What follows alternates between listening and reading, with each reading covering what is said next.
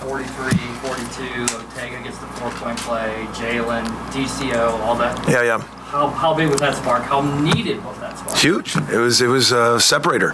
We got some separation. We couldn't get separation, and we got a little maybe in the first half, like 8. I got to 8 or 9. I don't know what the biggest lead in the first half. Then they kept on coming back and cutting it. No, it was huge. That his confidence in getting that, and then so much the DCO. I thought our defense, we were getting gaps, we were getting stops. Thought Jalen Moore played totally within himself. When he drove it and they tried to dig down, he picked it up and kicked it. He's learning from that. Early on, they came at him, so he drove. Then they stayed back and he hit a shot. In transition, he's ridiculous. His effort. You always talk about guys, I've said this to you guys a lot, but as done it long enough, you see guys that are athletic, but they don't get their athleticism into the game. Jalen Moore gets his athleticism in the game so much. Running, jumping, defending, energy. I thought he played a phenomenal game within himself. Jesse. Porter, in addition, Ortega made some really big plays in that second half too. We've asked you a lot about him, but his growth from the offseason, last season, the offseason to now, how much is it translating on the floor? Man, I thought Ortega,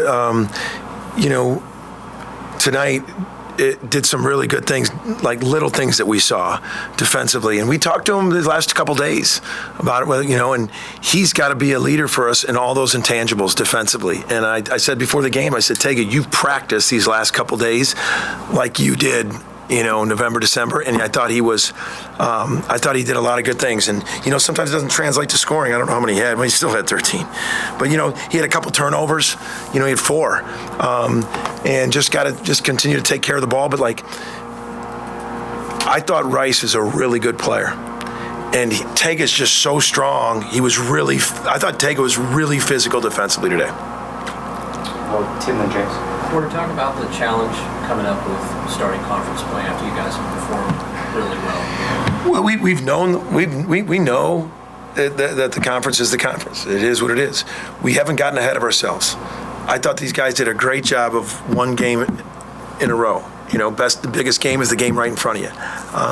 Now we know, they can't take it, the conference, non-conference in the bank. We know we're the best league in the country.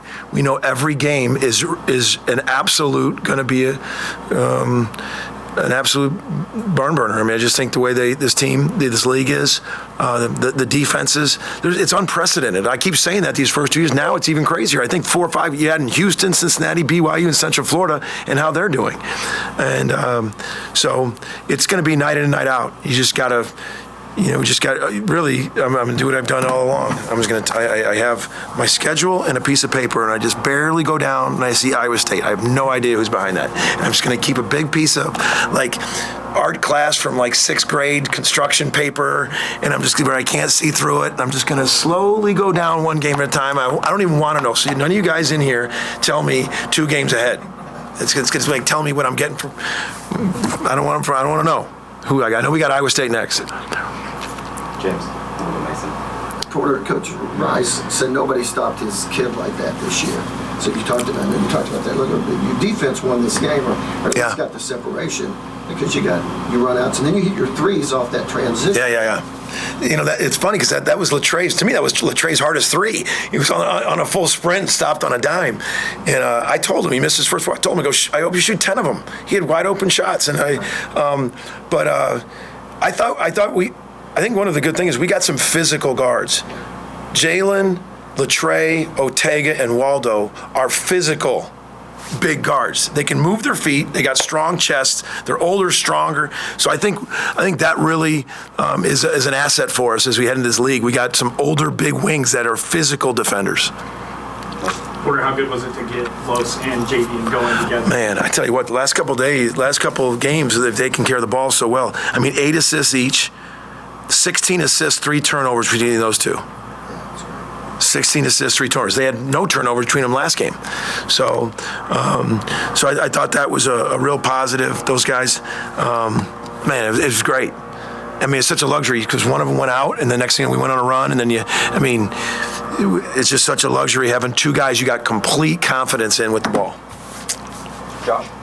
Yeah, Porter, you have a bunch of these now, these games that are close in the second half. You guys just run away with it down the stretch. What does it say about these guys that they're able to take these back and forth games and just play their best at the end of it? We just keep talking about continuing to defend. Continue to defend and being hard to score against. And, I thought we were getting good shots. You'll see me. I was clapping a couple times. Our ball movement was terrific. I think we had 21 assists on 27 shots. Is that right? On 27 made baskets. We had 27 made baskets, 21, there was 21.